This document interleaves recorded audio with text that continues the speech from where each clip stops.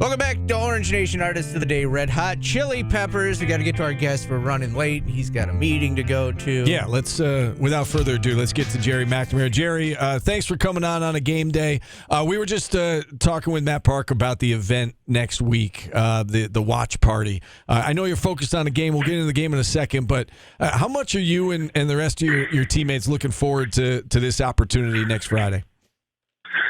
Yeah, to be completely honest, I haven't really given it much thought. To be 100% honest, you know, one of the things that happened yesterday is Josh Pace had reached out to me and said, "Hey, can't wait to see you, pal." And you know, that kind of drove it home. Like, wow, we're only, you know, right around the corner from this happening. I've just kind of been entrenched in what we're trying to accomplish and do that I haven't really given it much thought. You know, and then obviously with the jersey retirement. You know, usually one of those things, events like that, to me, in the position I'm in, kind of more stressful in terms of tickets and, you know, having your family all come up that, you know, thank God for my wife taking care of the majority of that. But, yeah, I mean, it's hard to believe it's 20 years, but, you know, just the opportunity to see this team together for the first time since then, you know, I think once the event time hits, it's going to be pretty special for all of us, I think. Oh, I was waiting for you, Paul. I wasn't going to ask Gerry that question. All right, fair enough. Gerry, I was going to ask if the greatest moment of 2003 for you was you actually meeting me. I remember that interview.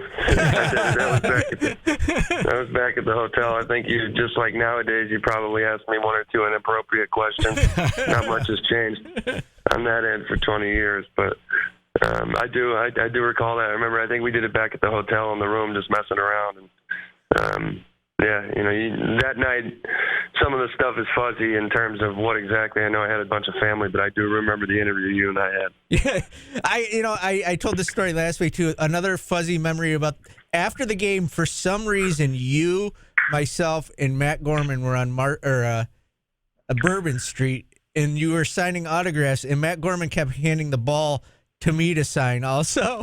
So people out there have autographed national championship balls with my autograph on it.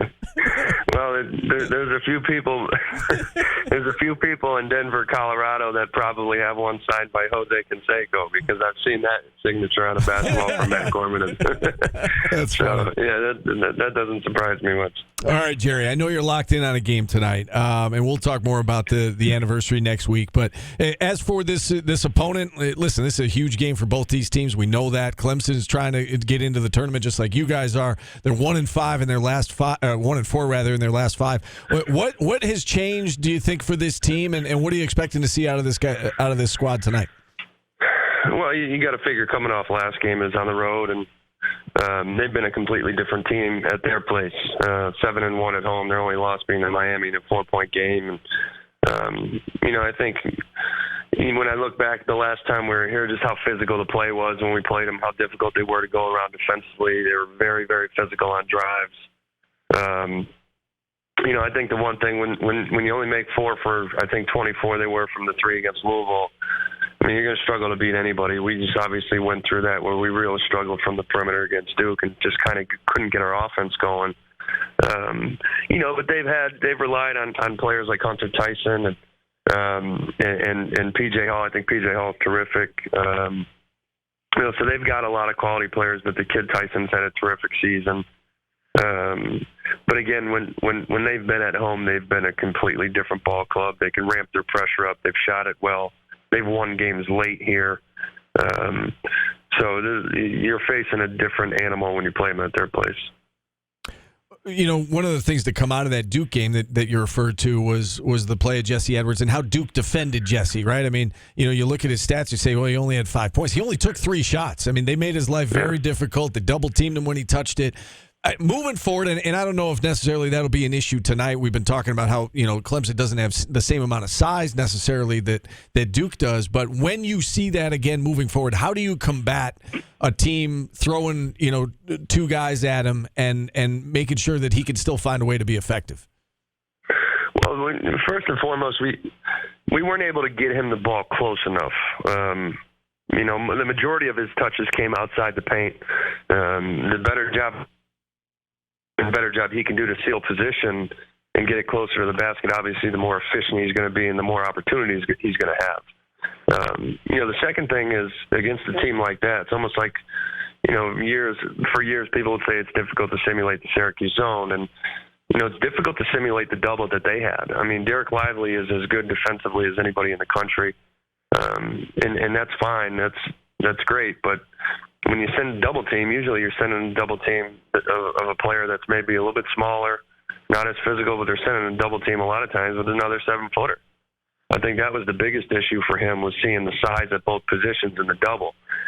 So the brief chances we had of opportunities to pick it apart and make some plays out of it, we weren't able to capitalize on it. We turned it over once. We got the ball tipped. We dropped one off and bobbled it. We just weren't able to counter off of their aggression in terms of double teaming. But a couple things, we got to do a little bit better job of getting him better positioned down low. You got to do a better job of sealing and finding his opportunities from 6 feet and in. And again, Duke had a really good game plan, and we played poorly. We did, but a lot of that was attributed to how they defended. They were a better defensive team in person than I think I had scouted.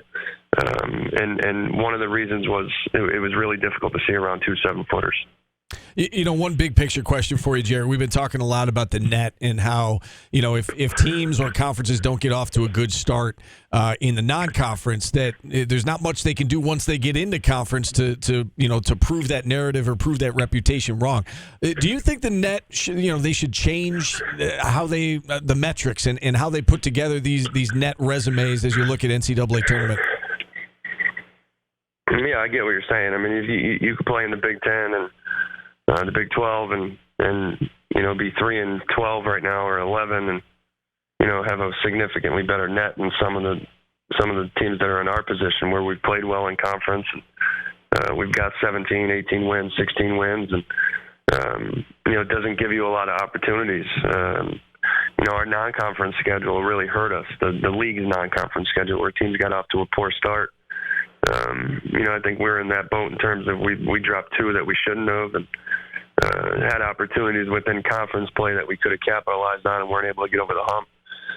But it's flawed in terms of you could be playing really good basketball and winning, and not necessarily moving up in the net rankings because of where they have your opponent. And that's an issue. I think when it's all said and done, things will shake out, and hopefully the committee factors in other things than just that.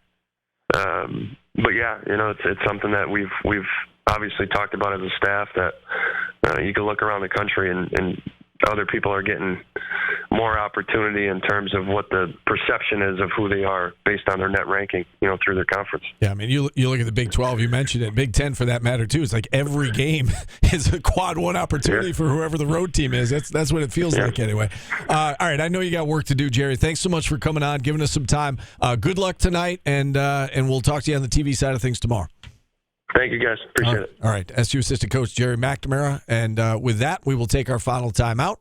Still time for a phone call if you want to check in at 315-437-7644. We'll wrap things up next on ESPN Radio.